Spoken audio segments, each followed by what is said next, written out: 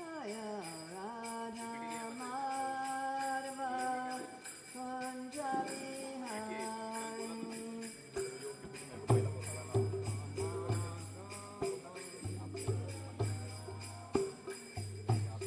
Gopi Jana Vallabha Girivaradhari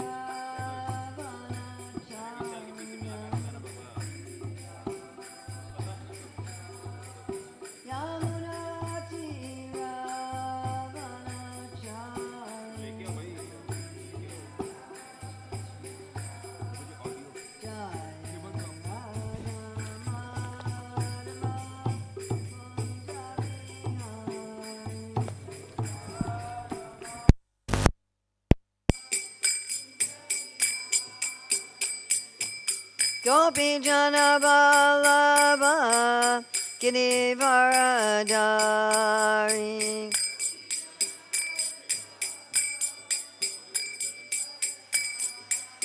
Yasodanandana Braja Janaranjana Yamuna Tiravanachari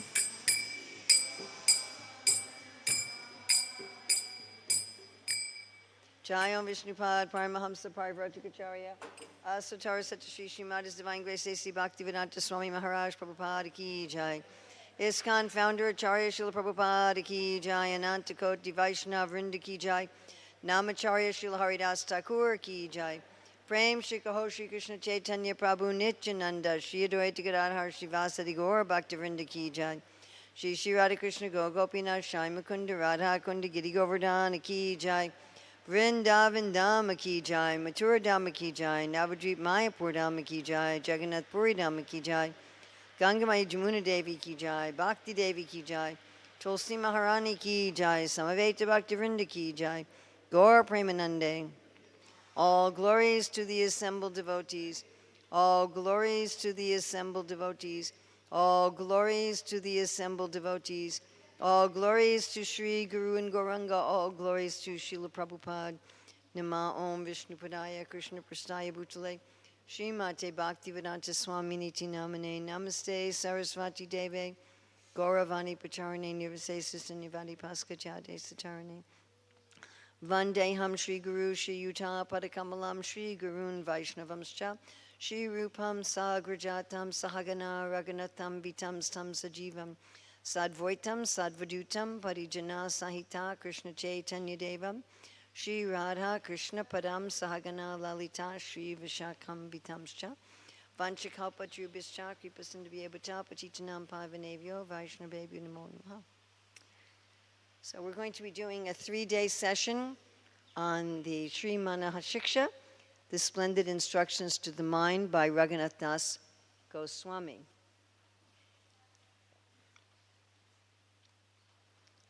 So this is Sri Chaitanya Mahaprabhu giving Raghunātha Dāsa Goswāmī his Govardhan Shila.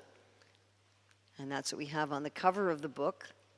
One person asked me why we have someone giving someone else a piece of chocolate.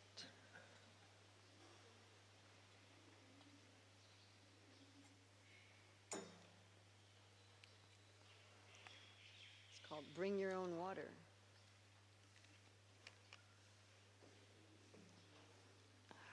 So the reason that this book is very important, and by the way, we've published this book with Golden Age Media. You can get it from Golden Age Media as a one hardbound volume. It's on Amazon as 2 volumes, or on Amazon Kindle as 1 volume. So the reason that this book is very important is that Srila Bhaktivinoda Thakur says it's a padati. So pada means step, and hati means progress. So this is a guide for step-by-step progress, how to attain spontaneous devotion for Krishna in Vrindavan, which of course is the purpose of Sri Chaitanya Mahaprabhu's incarnation. Śrīla Bhaktivinoda Thakur wrote an extensive commentary on Raghunātha Dāsa Goswāmī's verses. So the original book is just 12 verses, but Śrīla Bhaktivinoda Thakur wrote an extensive prose commentary, which we have translated into English. And also he's written a song on each verse, and our publication is the first time that that has been translated into English.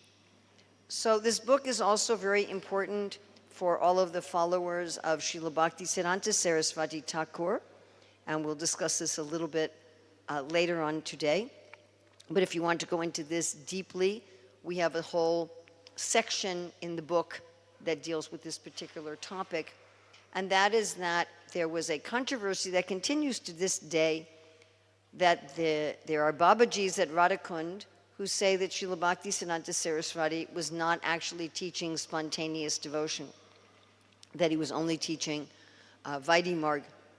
So this particular book, Sri Manah Shiksha, answers that criticism and shows that Srila Bhaktisiddhanta Saraswati and his followers, and of course A.C. Bhaktivedanta Swami Prabhupada, were indeed and are indeed teaching spontaneous devotion according to Sri Manah Shiksha.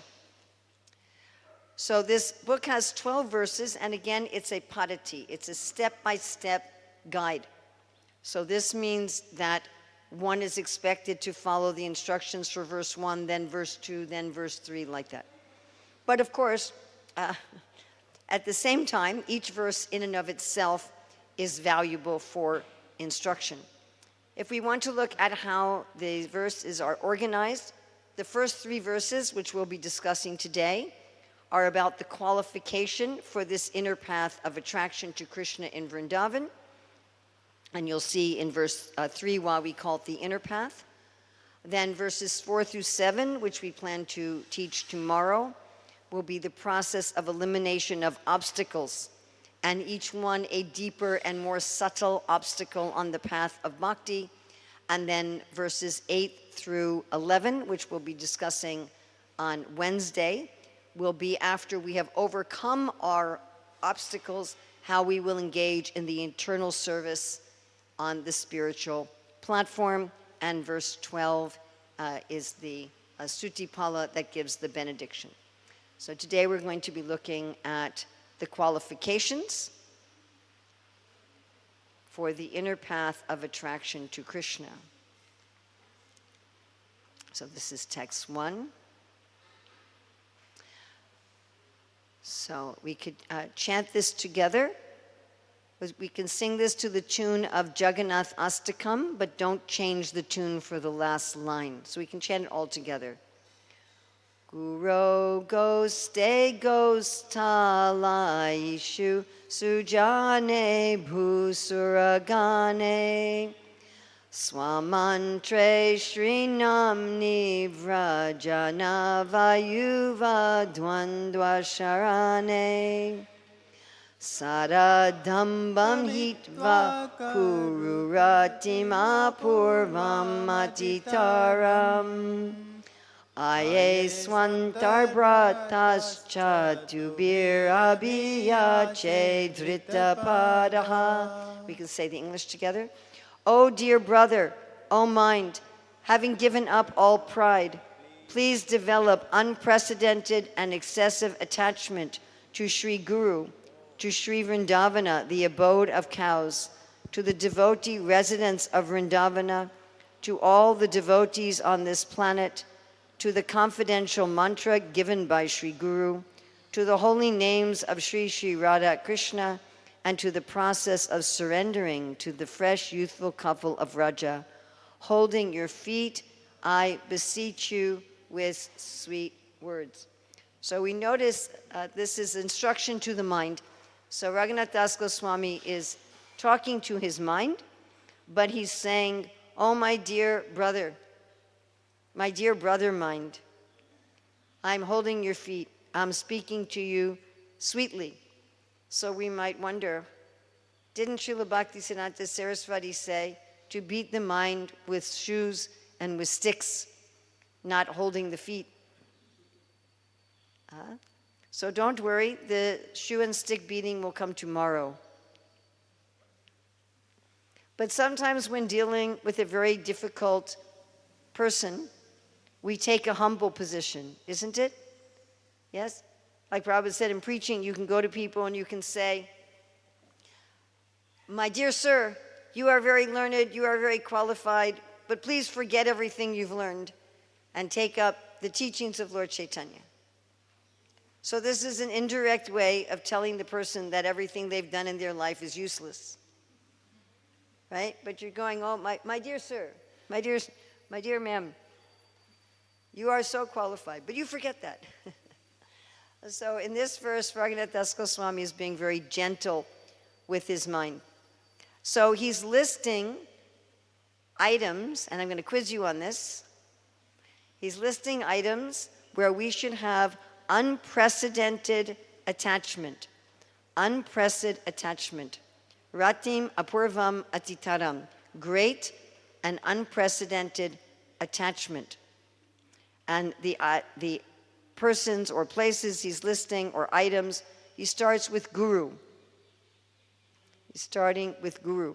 Now, we often think of a process of self-realization and enlightenment or yoga as a process of detachment.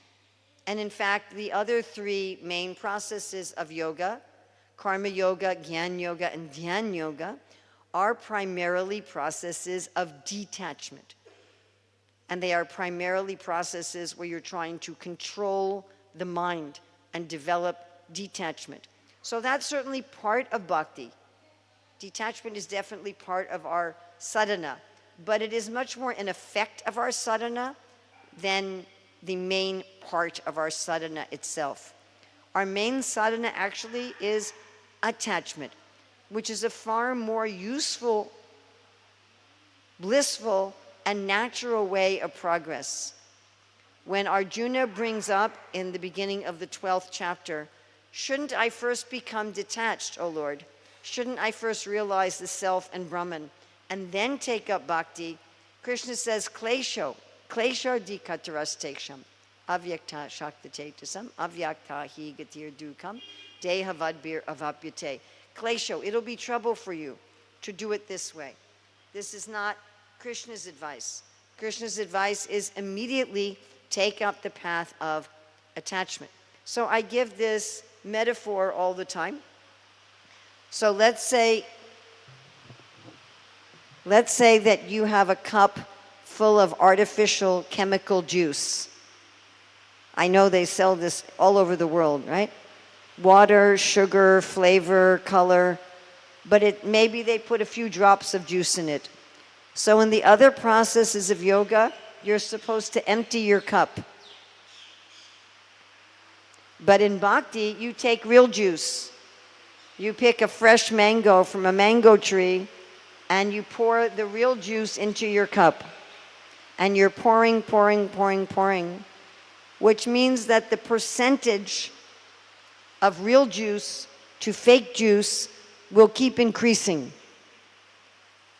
We find this discussion very clear in Srila Vishwanath Chakravarti Thakur's Madhurya Kadambini, where he writes about how initially our attachment to ourself and to this world is absolute, and our attachment to Krishna is just a trace. And as we increase our attachment to Krishna, our material attachment gradually decreases. As Prabhupada would say, gradual and proportional. Can you all hear me?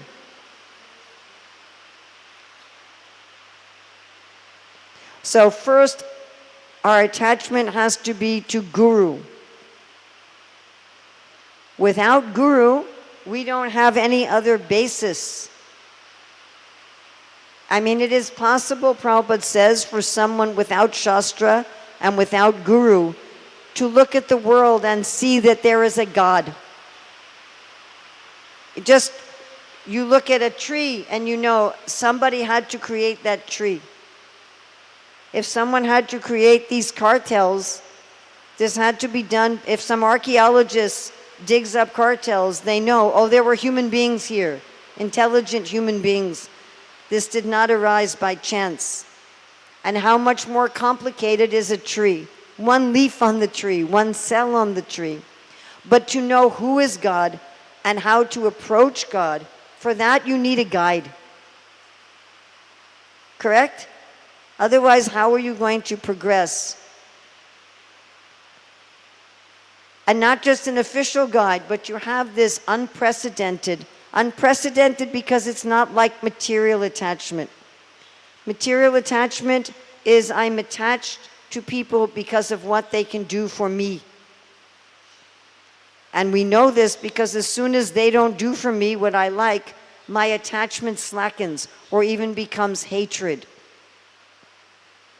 Oh, I'm very attached to this person, and as soon as they don't please me, I'm no longer attached. And of course, at the modern time, this tendency to cut off any relationship where a person doesn't please me is becoming more and more prevalent and is pushed in the name of mental health. Somebody's not dealing with you nicely, just leave.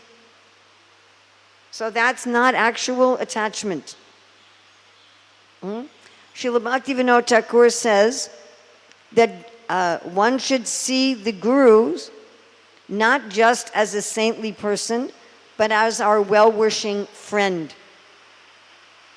Our well-wishing friend. Of course, Srila Prabhupada would say, I am not your friend, only Krishna is your friend.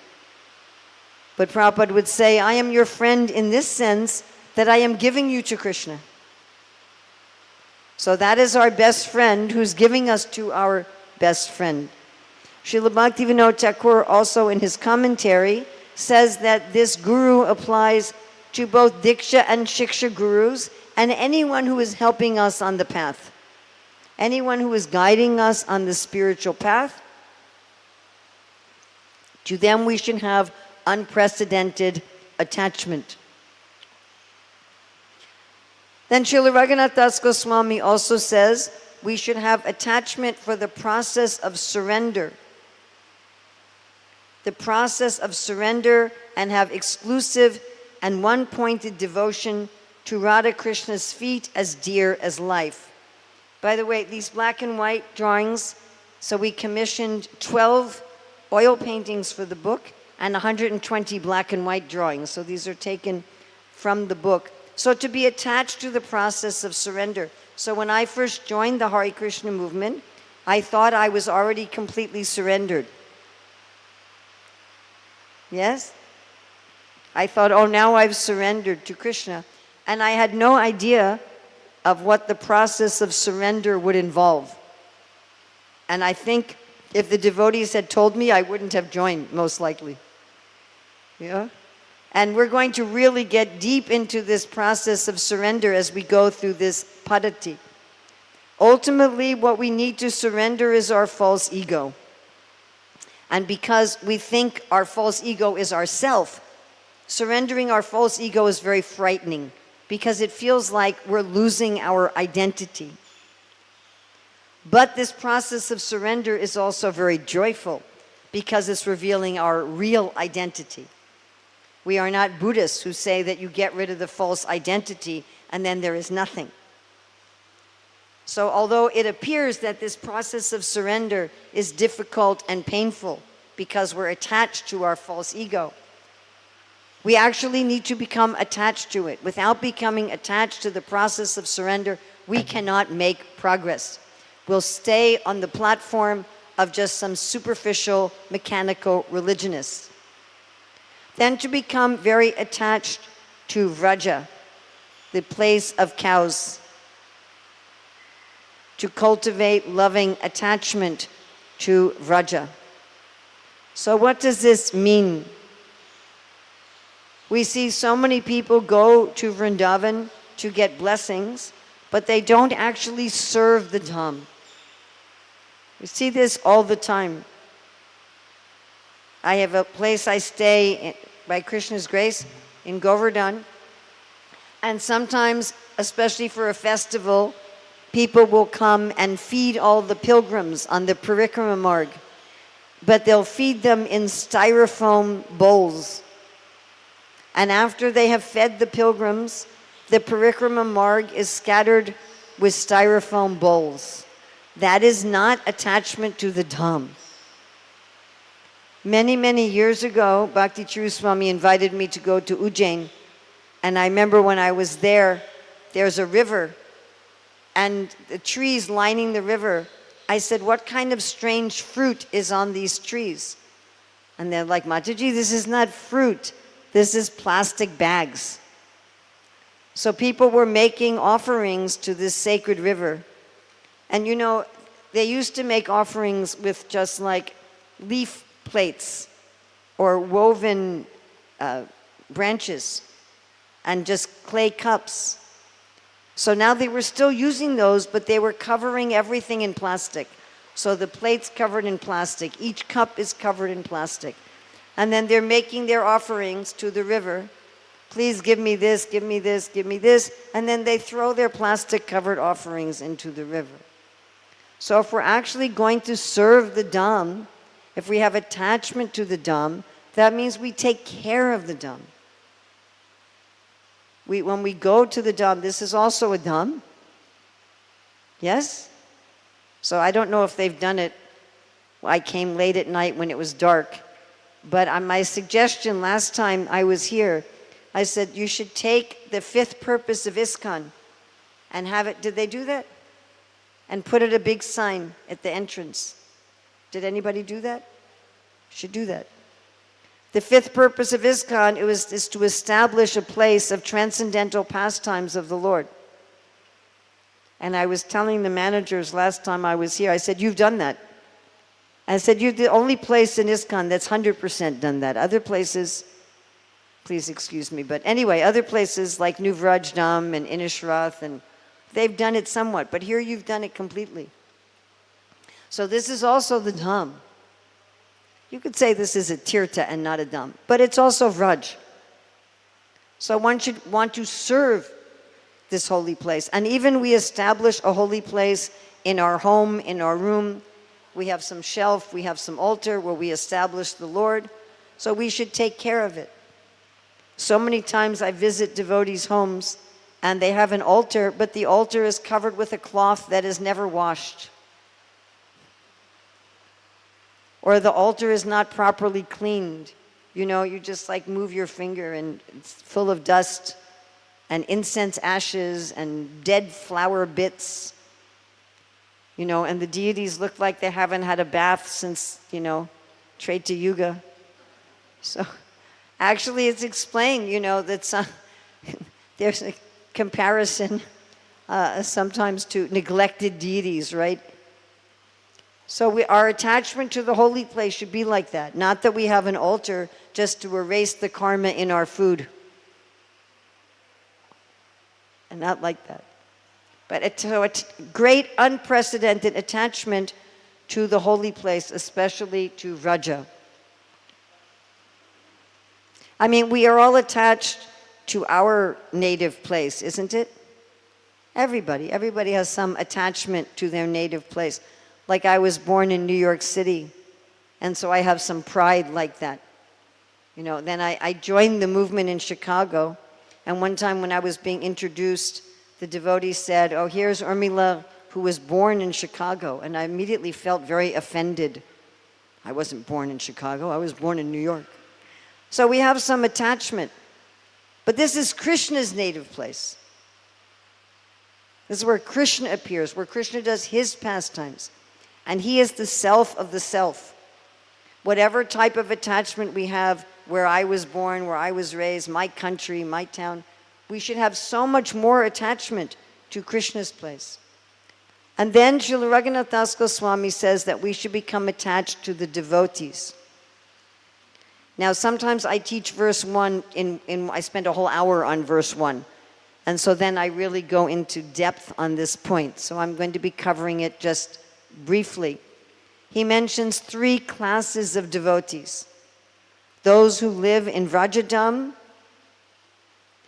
those who are in any spiritual tradition, even if they don't live in Vrajadam, and those brahmanas who are teaching Varnashram. So Śrīla Bhaktivinoda Thakur analyzes this as Uttama, Majjhima, and Kanishta. So the Uttama devotees are those who live in Vrajadam, but Śrīla Bhaktivinoda Thakur says this does not mean physically. It means in consciousness. When I joined the Hare Krishna movement, we would estimate people's advancement based on geography. If you lived in the ashram, you were Uttama. If you lived across the street, you were Madhyama. And if you lived a few blocks away, you were Kanishta. And it was actually like that. It was actually like that. So it's not just you take your body and move it to Vrindavan. I mean, that is very nice. But Srila Bhaktisiddhanta Saraswati said, there are many people who externally are living in Radhakund, but actually they're in Narakakund, they're in hell, because they have a hellish mentality.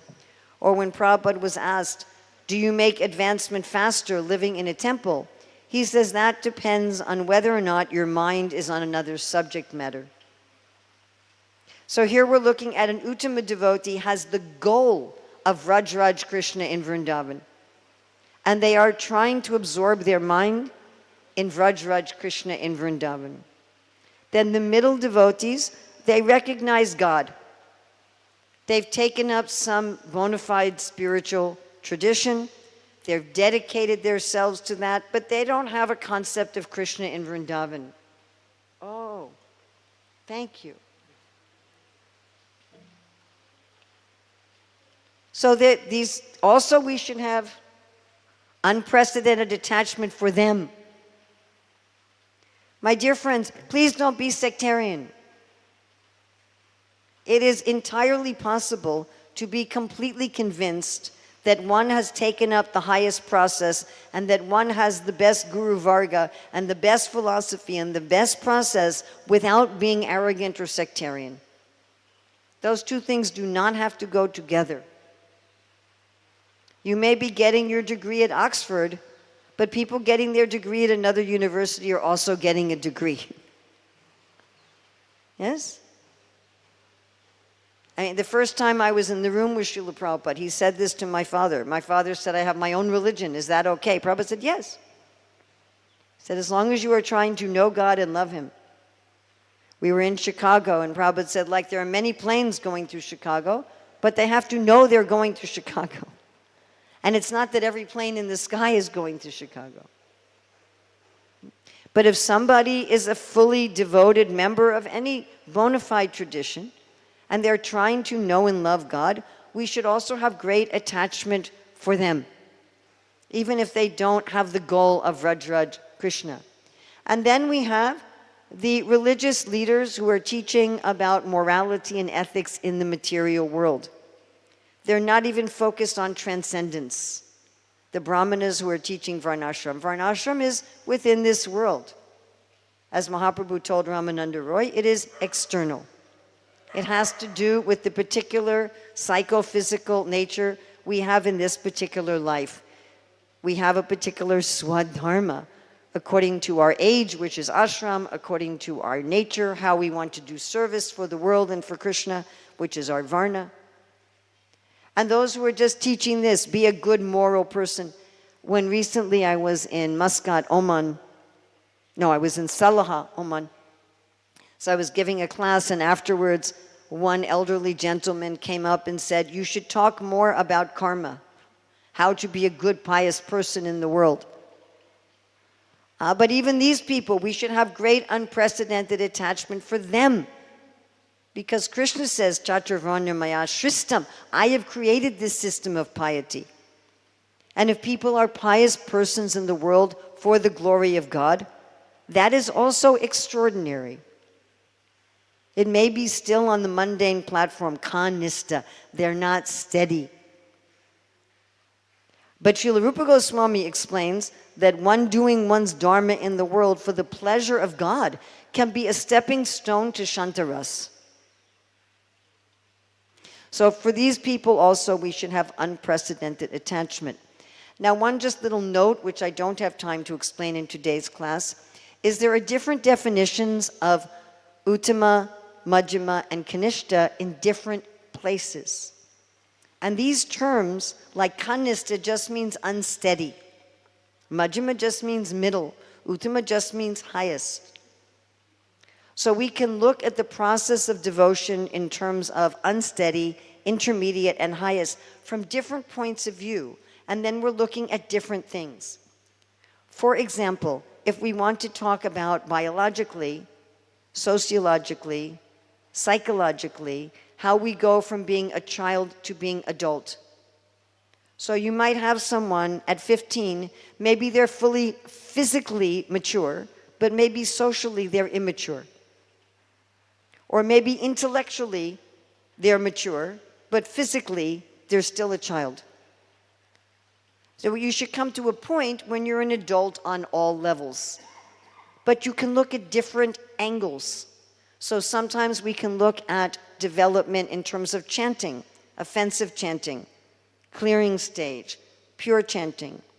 We can look in terms of the 11th canto, which is what Śrīla Prabhupada quotes most often. The Kanishta only sees God in the temple. That's the sectarian persons. The Madhyama loves God, makes friends with the devotees, helps the innocent, avoids the demons. And the Uttama, they see everyone as a devotee.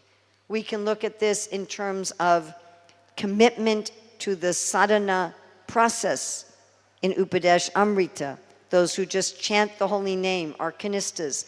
Those who have taken Diksha and do Archana, those are Madhyamas. Those who are undeviated in their bhakti and are free from any tendency to criticize are Uttamas. But you can't conflate these. So somebody could be devoted to Vrajraj Krishna, but just be chanting the holy name and not yet taken Diksha. So in this system, they're Uttama. In that system, they're Kanishta. They're Uttama in one way, Kanishta in another. Is this clear? Like I say, if I spent a whole hour on this one verse, I do put up a flip chart and all these things. So I hope that's clear. Unprecedented attachment to the mantra given by Guru. So these are the mantras given at what we call second initiation. These are our Sampradaya mantras and Gayatri mantras. Those of you who are really interested in the Brahma Gayatri, so the Shastric Advisory Council, at the request of the GBC, wrote a whole paper about the Brahma Gayatri mantra. And it's up on the ISKCON GBC website if you go under resources that explain the various meanings of the Brahma Gayatri, bless you, the various personalities worshipped through the mantra, how this mantra is related to Vaishnava, to our Gaudiya Vaishnavism, how it's related to attainment of Vrindavan, the relationship between Bhakti and Varnashram, and so many other topics. So we go very deeply, especially into that one mantra. And of course, there's some devotees who've written books. Shivaram Maharaj and Satyananda Maharaj have each written books on all of the 7 mantras that Śrīla Prabhupada gave us. So if we really want to develop unprecedented attachment for these mantras, it's very helpful to go deep into understanding them so that we're meditating on them. Like Prabhupada said, don't say like Om Blah Blah Blah Blah Blah Blah, you know, but really, what am I saying? What am I meditating on? How am I attaining Krishna? Of course, we know in the Brihad Bhagavatamrita, Gopakumar, by chanting the Gopal mantra, was able to fulfill all of his desires. An unprecedented attachment to the holy name of the Lord. So we should be chanting with meditation, with feeling, with love, with surrender, not just mechanically, not just to complete a vow. I mean, completing a vow is good. We should complete our vow. But that shouldn't be the only thing that we are doing. Okay, finished my vow, done. But really, I'm being with Krishna. And I was thinking about the holy name the other day because I was giving a class where that was dealing with Asvatthama throwing the Brahmastra, and Arjuna is praying to Krishna how to counteract it, and where Śrīla Prabhupada says in the purport that the way that we pray is first we glorify the Lord, then after glorifying the Lord, we ask for a benediction. And then I thought, we don't do either of those in the Hare Krishna mantra. We're not glorifying the Lord, we're not asking for a benediction. We're just saying his name. We're just like, okay, Krishna, I'm with you. Krishna, I'm with you. Here I am. I'm ready to serve. Here I am. It's just this incredible connection that we have with the name. So the painting we commissioned for this verse, this is Nandagram, according to the descriptions of Kavi Kanapur in Ananda Vrindavan Champu, based on the idea that we should have unprecedented attachment for the land of Vraja. And this is a close-up.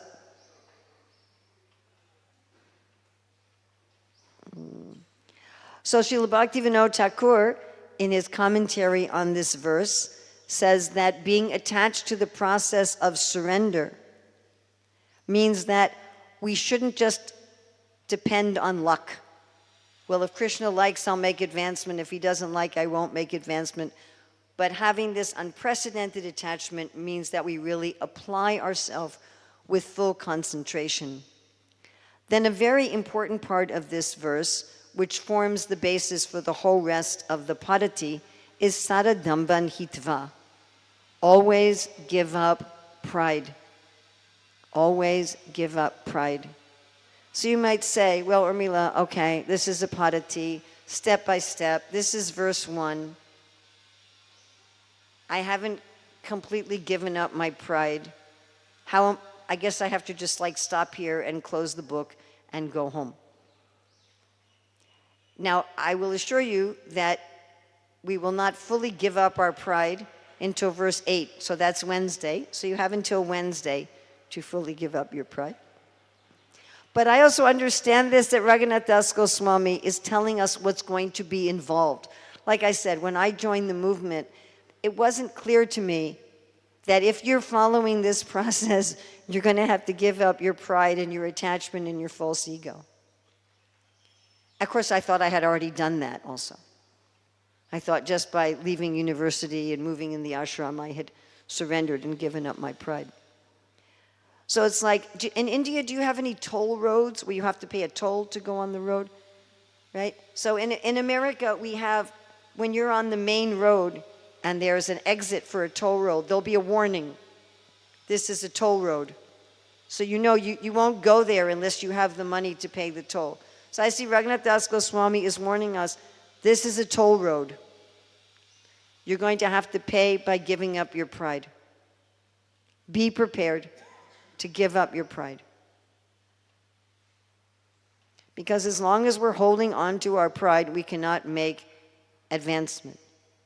And you're going to see with each consecutive verse, Śrīla Raghunātha Dāsa Goswāmī is asking us on a deeper and more subtle level to give up our false ego. Now, one thing I just want to note is that what was the first place we should give our unprecedented attachment? Anybody remember the first word of this verse? Guru. So this verse is assuming that you have a guru, at least a Shiksha guru. So this padati is written for those already on the path. Although I have taught this book, not using this PowerPoint, using a different one, but I have taught this book to just complete beginners who are walking in for the first time. Because there's things even the beginner can understand. Yes? Okay, so what were the areas where we're supposed to have unprecedented attachment? Anybody can remember? Guru, we just said. What else? Yes, the land, Vraja, the land of cows. What else? Devotees. What else? Mantra. Huh? Deities was not mentioned. But the lotus feet of Radha Krishna, which could, of course, include the deity. And holy name. Yes. Okay. And the process of surrender. Okay, are we ready? So again, when I teach this in depth, I usually ask people, take these and think of how you can increase your surrender. So this will be your homework, a home fun. this will be your home fun, to please take one of these items and think, what can I do to increase the quality or quantity of having attachment? How can I gain an attachment to Guru? How can I gain an attachment to the Dham? How can I gain an attachment to the holy name, or to the mantra, or to the devotees, or to the process of surrender? What can I do? And my suggestion is you pick something very small and simple and doable that you will actually do. Like, I found that if I really meditate on Prabhupada's pranam mantras and not just say them, that increases my attachment to Srila Prabhupada. That only takes me an extra minute every day. I mean, I'm just chanting them, I'm saying them a little bit more slowly and with focus. But it was a little change that had a big effect. So this is your home fun assignment. All right, verse 2, we ready? Chant together. Na dharmam shruti gana niruktam kila kuru Raje Radha Krishna Prachura Paricharya Mihatanu Sachi Sunam Nandishvara Pati Sutatve Guruvaram Mukunda Prastatve Smara Paramajashram Nanumanaha. And together, indeed, do not perform any pious acts prescribed in the Vedas and supporting literature, or sinful acts forbidden in them. Staying here in Vraja, please perform profuse service to Sri Sri Radha Krishna. O mind, unceasingly remember the son of Sachi as the son of Nanda Maharaj, and Sri Guru as the dearest servant of Lord Mukunda. You might have noticed that missing in verse 1 was Lord Chaitanya. And of course, Raghunātha Dāsa Goswāmī was so attached to Lord Chaitanya, so here he's bringing in Lord Chaitanya and clarifying what kind of attachment to have for Guru. So a very astonishing thing, na dharmam. Don't do anything good, don't do anything bad. Reminding me, when our youngest son was about 10 years old, he said, Mata, don't tell me when I've done something good, don't tell me when I've done something bad, don't tell me anything. I said, I'm sorry, that's not going to work. So we might think like that. What is this? Not do anything good, not anything bad. Bhaktivinoda is saying, what's left? Isn't everything either dharma or adharma? So one explanation can be given by turning to Bhagavad Gita 6.3, that dharma is meant for the beginner, and giving up dharma is meant for the graduate. That's one way of explaining this. Another way of explaining this is looking at Bhagavad Gita 4.17, where Krishna gives a third option. He talks about karma, vikarma, and akarma. Karma, vikarma, akarma. So when you give up dharma, which is the same as karma, and you give up adharma, which is the same as vikarma, what's left is akarma. Because both dharma and adharma will entangle us in samsara. Even if you do good deeds, that will also entangle you. You'll have to take another birth to get the result of your good deeds. Now, sometimes devotees think, therefore I should not do any good deeds. I shouldn't help anybody. I shouldn't be kind to anybody. I shouldn't give any charity to anybody, because that will give me karmic results. And then if you think, what kind of a society would we have if everybody was like that? It would be a hellish society. I'm not going to be nice to you, that's karma. That's ridiculous. So rather, we should do what I call the secret agent principle.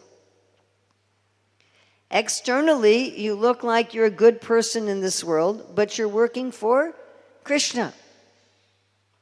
You're working for Krishna. And we're not identifying with this world. So generally, a person is thinking, I need to serve my parents because I am their son or I am their daughter. I am. These are my parents, and I am the son, and I want to be a good son and serve my parents. But that doesn't work out perfectly, does it? Even if you try your best, are your parents always happy with you? No. Or your brothers or sisters, they may not be happy. Oh, you're not taking care of mother like you should.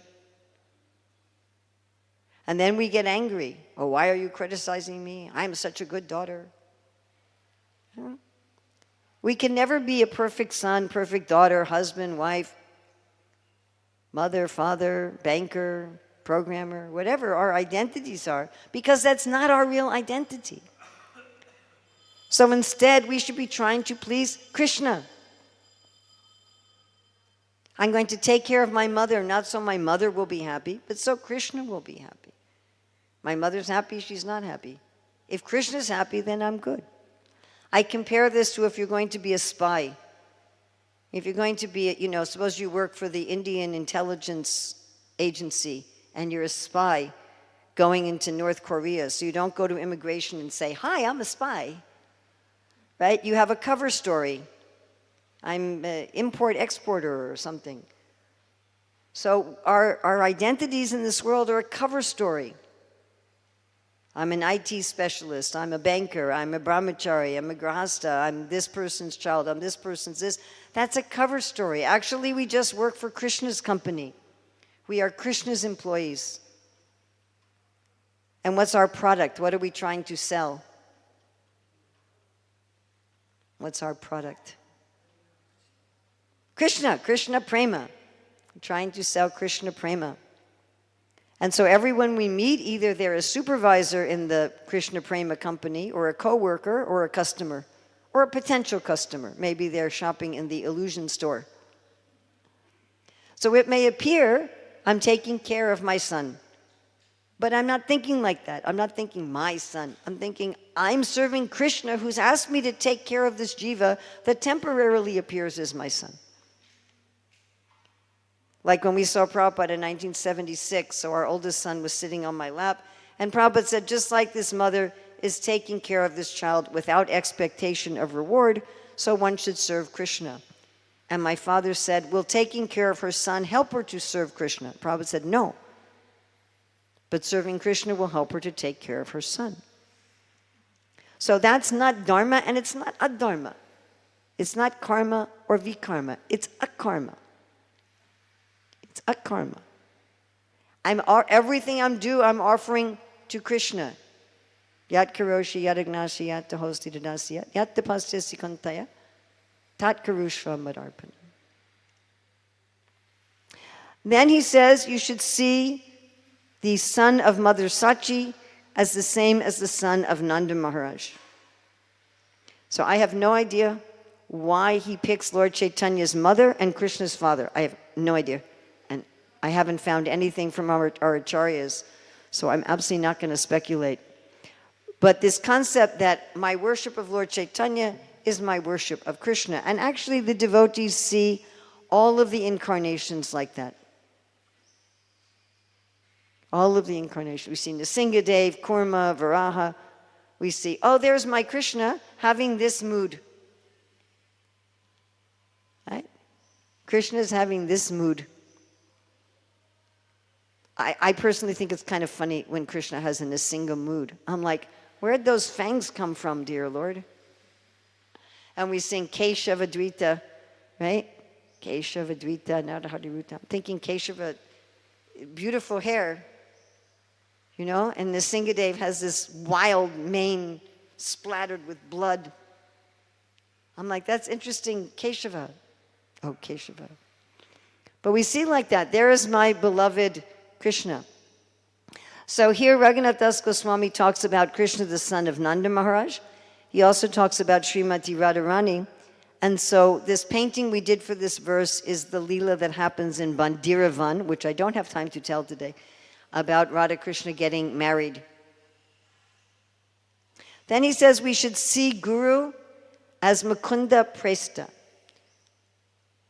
So this is very related to Sakshad Haritvaina Samasta Shastir. Kintu Prabhurya Priya Evatasya. We do not worship Guru as Krishna. Just this morning I heard Prabhupada saying that the pure devotee can know everything, but not like Krishna knows everything. Prabhupada was not omniscient. He wasn't omniscient. There's some problem happening in some temple. If no one told him, he didn't know. He's not in every atom. So we worship Guru as the representative of Krishna. Just like a police officer tells you to stop your car, you consider that police officer like the whole government. Police officer is just another person like you. Just another citizen, but not just another citizen, because when they're a police officer, they're representing the government. So Guru is not an ordinary human being. And actually Prabhupada said, Guru is not a particular person, Guru is a principle. Someone who's following that principle, they are Guru. So this is very important and something, again, if we had time, we often like to have a deep discussion. What does it mean to have proper and improper relationship with Guru? Don't make a personality cult. And the only time that Prabhupada threw devotees out of the movement was when they said he was God. It was the only time. Prabhupada told them to get out. Of course, later they came back. That's kind of a sweet story. But they were telling all the devotees Prabhupada is God. Prabhupada said, throw them out. And the leader in the temple took that so seriously, he gave them each 25 cents and put them on a bus to another city. 4 devotees. And so they arrive in this other city, and they have only $1 between the 4 of them. And they don't know what to do. They lie down on the side of the road to sleep.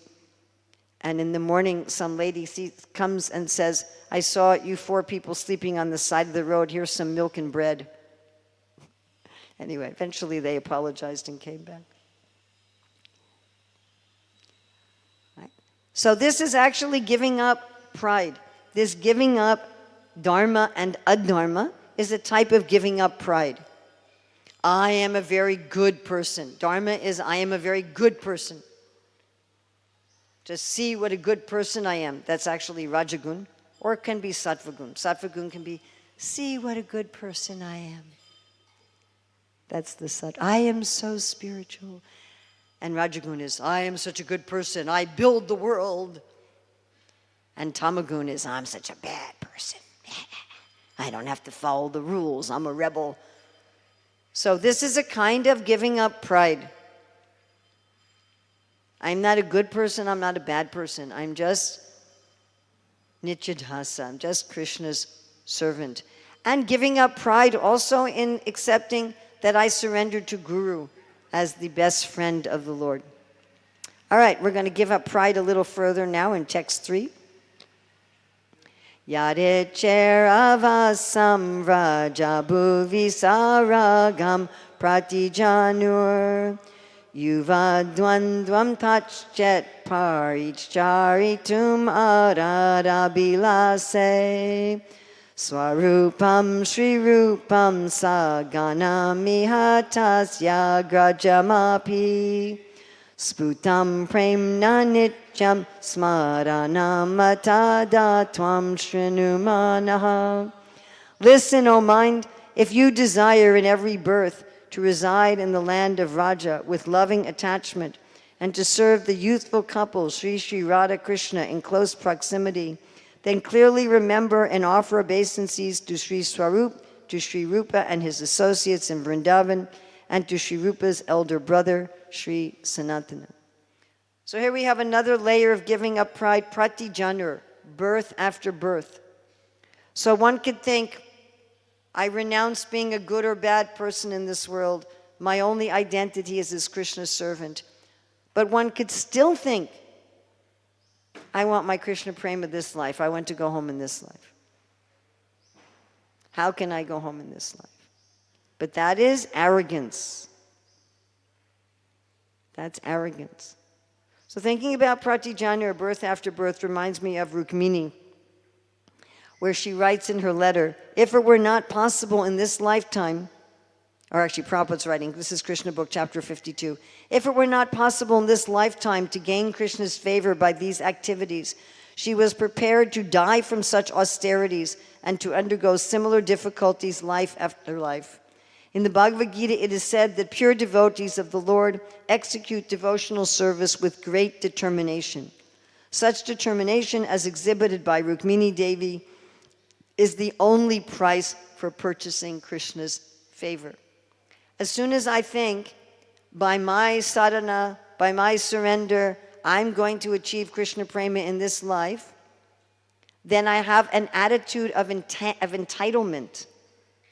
And I think I'm earning Krishna prema by my own actions, by my own following.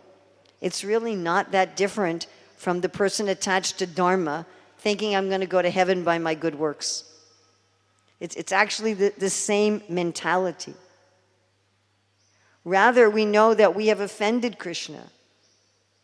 And the offender never gets to decide when the relationship is restored, correct? If someone offends you, they betray you, they lie to you, even if they apologize, who decides whether and when the relationship is restored? You do, right? They cannot insist, oh, now I've apologized, you have to be my friend again. It doesn't work like that. We have this story of Mahaprabhu exhibiting his Mahaprakash, showing that he's Vishnu. And the devotee said, what about Mukunda? And he said, oh, I don't want to see Mukunda. One day he's with the devotees, next day he's with the Mayavadis. So they tell Mukunda this, and Mukunda says, will I ever see him? They ask the Lord, and the Lord says, after 10 million births. If someone had told me coming to the Hare Krishna movement, you follow this process, after 10 million births you'll become perfect, I would say, I'll find another process, goodbye. But Mukunda started dancing. And they told the Lord, Mukunda's dancing. After 10 million births, I will finally see the Lord. And then the Lord said, okay, bring him in now. So this is a deeper level of giving up pride. A deeper level. I will act as Krishna's servant as forever. And when he calls me, he calls me. Of course, the devotee wants to see Krishna eagerly, wants to see Krishna. When? Kabe habe bola say, when will that day come? But whenever Krishna calls, I have no right to demand. Then here Raghunātha Dāsa Goswāmī is saying, follow Swarup Damodar, Rupa and Sanatan, and in this picture we've also added Raghunātha Dāsa Goswāmī. So of course we know Raghunātha Dāsa Goswāmī was a follower of Swarup Damodar under the order of Sri Chaitanya Mahaprabhu. And in order to attain spontaneous devotion for Vrajraj Krishna, one will learn that path through Swarup Damodar and through Rupa and Sanatan, and here with this Padati through Raghunātha Dāsa Goswāmī. And one way we follow them, of course, is through their instructions. So here you see their books are like showering jewels upon those who read their books. So here in this verse, Raghunātha Dāsa Goswāmī says, Sa Ragham, with attachment. What is the difference of doing sadhana with and without raga? So sadhana without raga is based mostly on fear. It's based on fear. I don't want to take birth again. I want to become liberated. I'm suffering. The material world's a terrible place. And it's based on faith in Guru and Shastra. And some taste. There's some taste. But I believe the Shastra, I believe Guru. If I follow this process, I'll attain perfection. But it's mostly based on fear. Rag Bhakti is still a sadhana, but it's based on attraction. It's based on attachment. Oh, Krishna is so nice. I want to attain Krishna. One is not so much focused on the material world's a terrible place. One's focused on Krishna is so wonderful. Now, this has to arise of its own accord. And in the beginning, everyone has some taste.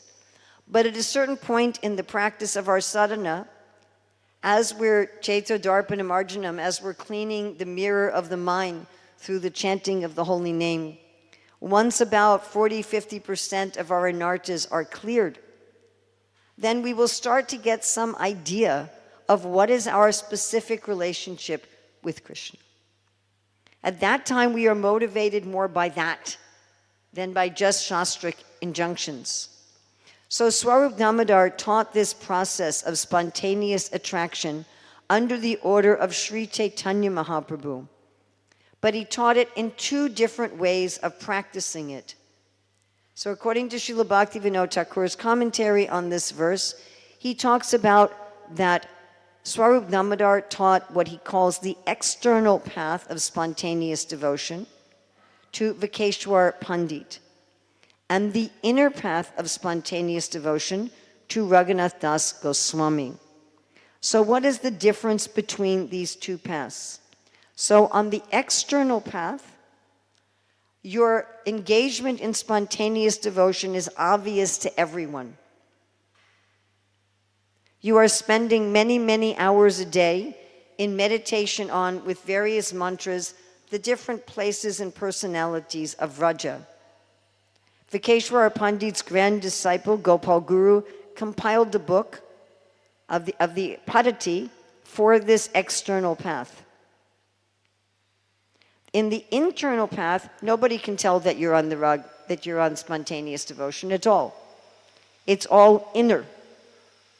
Externally, you're doing the same thing as those in regulative practice, but internally, you're cultivating the relationship, the specific relationship with the Lord.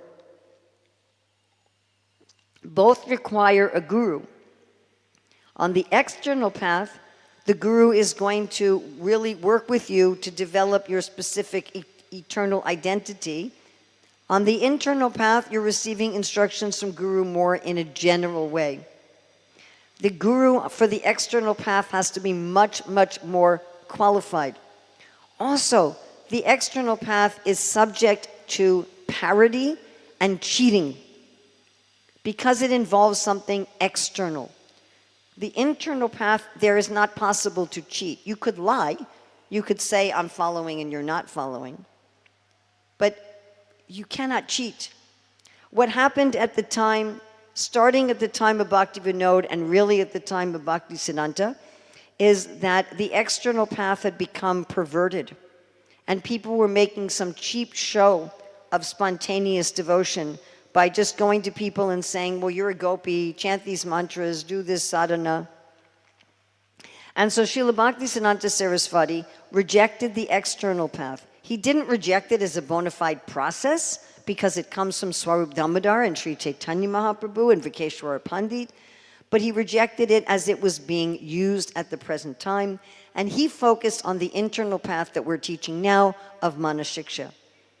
This is the logo of the Gaudiya Math.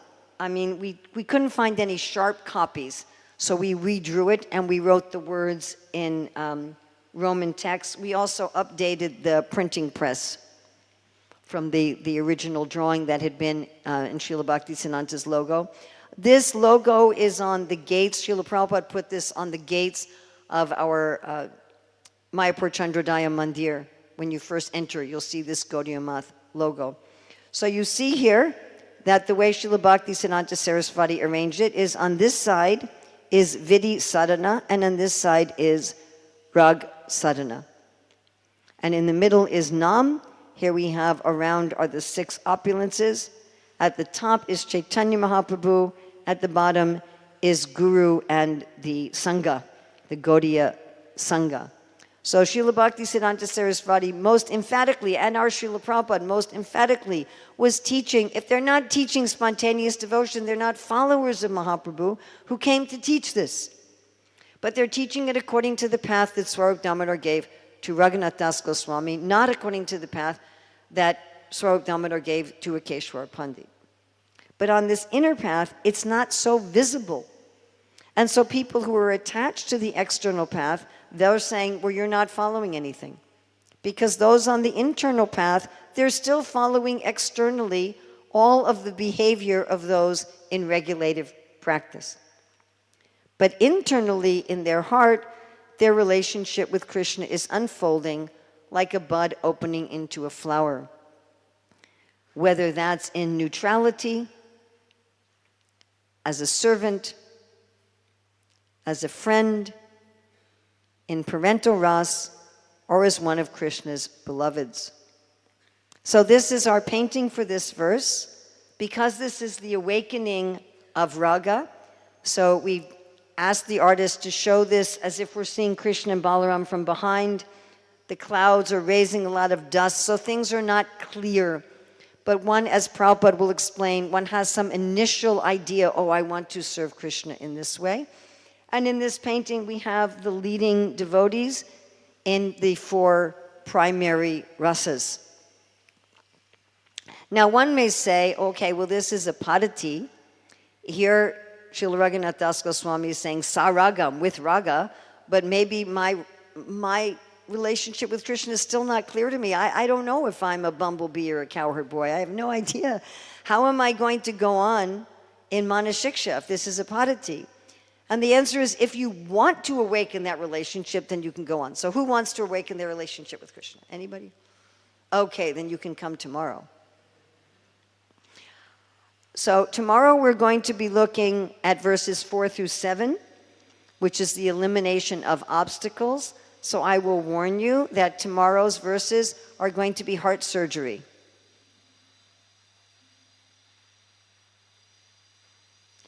Okay?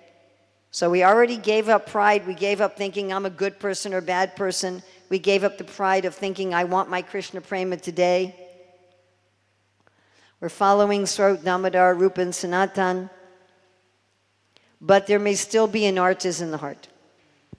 There may still be levels of pride. So Śrīla Raghunātha Dāsa Goswāmī is taking us through 4 levels of pride tomorrow. So if you don't want heart surgery, please skip tomorrow's class. But the problem is if we skip that, then we can't really attain the nectar at the end. Yes, that's the problem. All right, so thank you very, very much. Anything good in this presentation is from Srila Prabhupada, Srila Bhakti Santa, Srila Bhakti Vinod, Srila Raghunātha Dāsa Goswāmī, Swarup Damodar Goswami, Sri Chaitanya Mahaprabhu, our Shastra. Anything bad in this presentation is my responsibility. Please either correct me or ignore the bad, and please take the good. Thank you. Srila Prabhupada ki jai.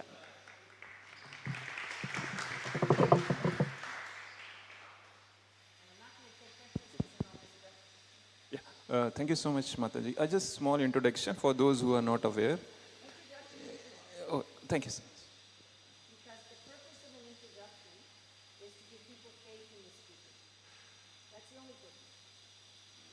If there's no introduction, then the speaker has to work really hard for the first 10 or 15 minutes of the class to establish confidence and rapport. But there's no point in an introduction at the end. There's no value. I'm not going to sit here to be glorifying you. But the speaker tolerates being glorified.